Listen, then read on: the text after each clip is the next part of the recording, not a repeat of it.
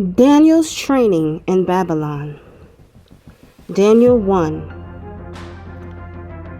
In the 3rd year of the reign of Jehoiakim, king of Judah, Nebuchadnezzar, king of Babylon, came to Jerusalem and besieged it.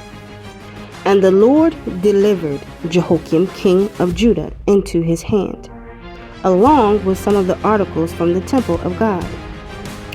These he carried off to the temple of his God in Babylonia, and put in the treasure house of his God.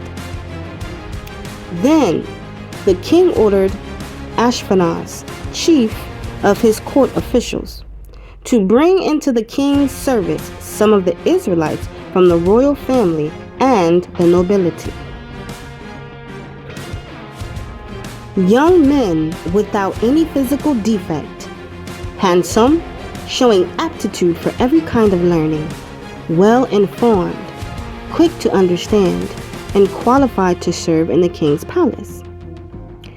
He was to teach them the language and literature of the Babylonians.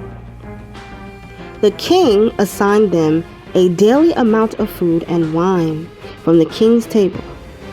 They were to be trained for 3 years, and after that, they were to enter the king's service. Among those who were chosen were some from Judah: Daniel, Hananiah, Mishael, and Azariah. The chief official gave them new names. To Daniel, the name Belteshazzar; to Hananiah, Shadrach; to Mishael, Meshach; and to Azariah, Abednego.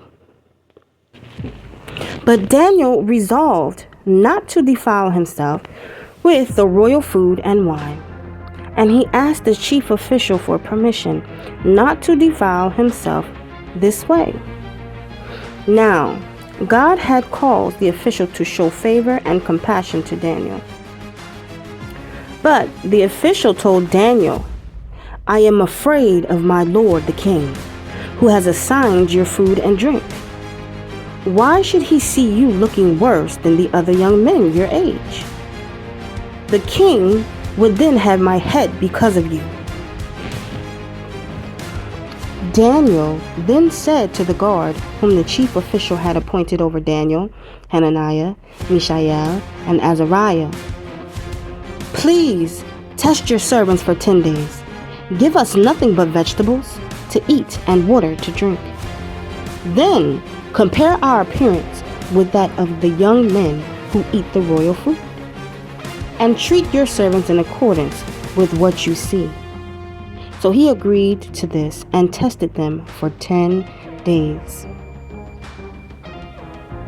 At the end of the 10 days, they looked healthier and better nourished than any of the young men who ate the royal food. So the guard took away their choice food and the wine they were to drink and gave them vegetables instead. To these 4 young men, God gave knowledge and understanding of all kinds of literature and learning.